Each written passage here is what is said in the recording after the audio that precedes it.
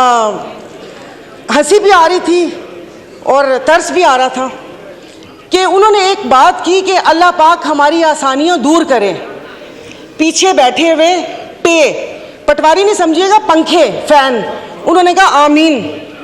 सुना ही नहीं कि अल्लाह पाक आसानियां दूर करे।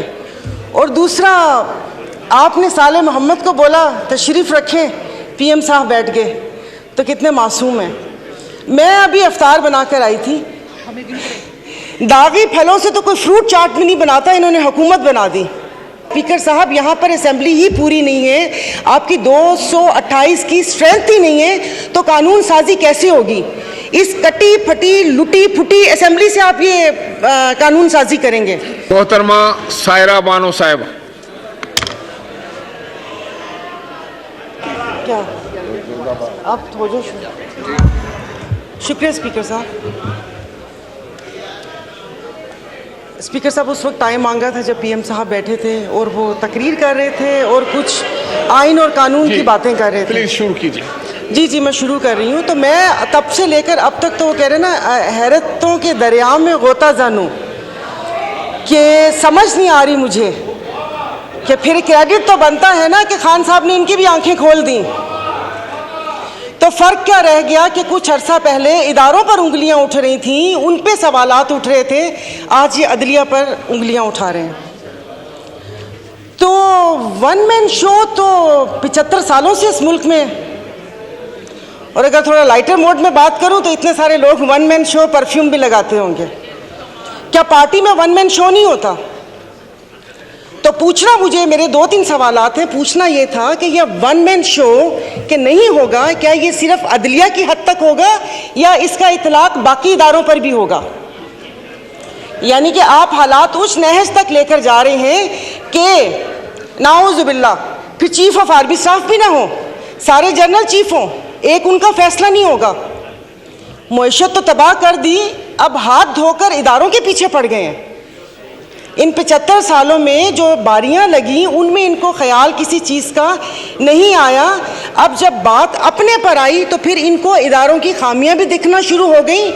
जो आवाम मर रही थी और जो इंसाफ का जो क्या कहते हैं कितने नंबर पर चला गया, कहाँ से कहाँ तक, तब ख्याल नहीं आया। लेकिन वो कहते हैं ना कि जब अपने पाँव जले तो फिर इदारों के ऊपर आ गए।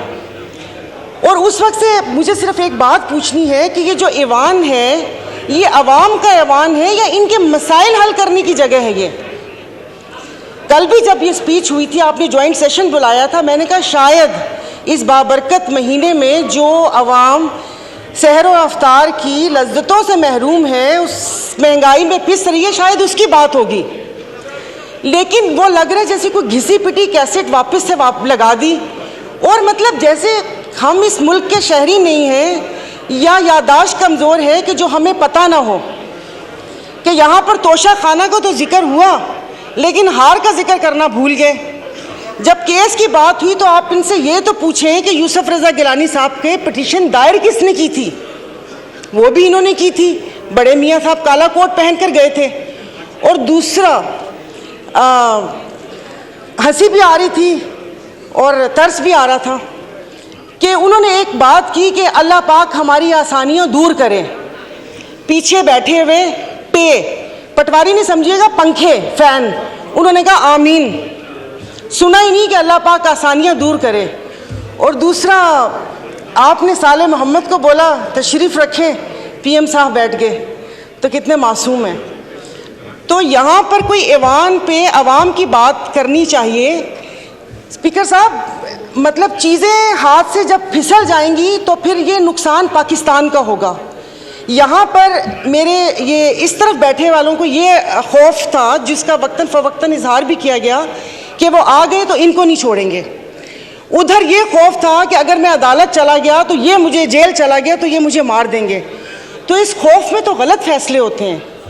बहुत साल पहले कहा था हम इधर तुम उधर, और आज कह रहे हैं या हम या तुम। ये तो इनके बका की जंग है। ये एस्टैब्लिशमेंट के लिए कहा था कि 2018 में रिगिंग करके उनको लाया गया। स्पीकर साहब, आपकी तवज्जो जी। तो बकौल इनके कि वो मुसल्लत किया, तो फिर हम अपना लहू किन के हाथों पे तलाश करें? किन के हाथों में अपना लहू तलाश करें? मतलब जो लाने वाले थे इन्होंने छोड़ दिया उनको, यानी कि वो नेक्स्ट टाइम भी वो कोई ऐसी गलती करे और इस मुल्क के ऊपर ऐसी चीज़ें मुसल्लत हों तो इन्होंने छोड़ दिया। तो मेरे ख्याल में कि जो अगली बारी है वो दूसरे इदारे की है, और बाकी अगर यहाँ से वहाँ गए तो वहाँ पर भी उनकी ही मदद शामिल थी, मैं बोल रही हूँ। और अफसोस इस बात का है कि मैं अभी अफ्तार बनाकर आई थी, दागी फलों से तो कोई फ्रूट चाट भी नहीं बनाता, इन्होंने हुकूमत बना दी। तो इनकी किसी बात के ऊपर कोई बिल, कोई चीज़ हमारी मुखालफत है, मैं इस चीज़ को नहीं करूँगी, भले वो किसी की इज़्ज़त और तकरीम का बिल आए या ये बिल आए। और दूसरी बात स्पीकर साहब, यहाँ पर असेंबली ही पूरी नहीं है, आपकी 228 की स्ट्रेंथ ही नहीं है, तो कानून साजी कैसे होगी? इस कटी फटी लुटी फुटी असेंबली से आप ये कानून साजी करेंगे? तो बाकी बस ये कि एक्सपंज बहुत सारी चीज़ें करने वाली थी जो नहीं हुई, ये पूरे के पूरी असेंबली को एक्सपंज कर देना चाहिए जो यहाँ पर बैठे हुए हैं। तो मैं इसकी मुखालफत करती हूँ, मेरी प्लीज़ पूरी बात सुन लीजिएगा। मैं बहुत देर से बैठी हुई थी, ये सब लोग अपनी नींद पूरी करके इफ्तार करके आए हैं, हम लोग यहाँ पर बैठे हुए थे अपनी बारी का इंतज़ार करने के, खुदारा कि उस पर ना वो करें।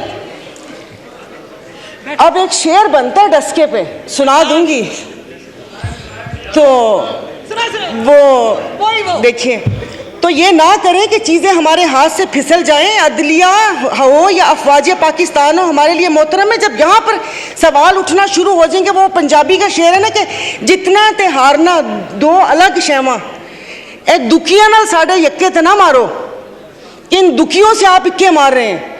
तो ये जिस तरीके से यहाँ पर बैठे हैं, वो डस्के का बहुत लंबा शेर है, डस्के वाले नाराज हो जाएंगे कि जिनकी फितरत में हो डसना वो डस के रहते हैं, तो डस्के वाले नाराज हो गए थे।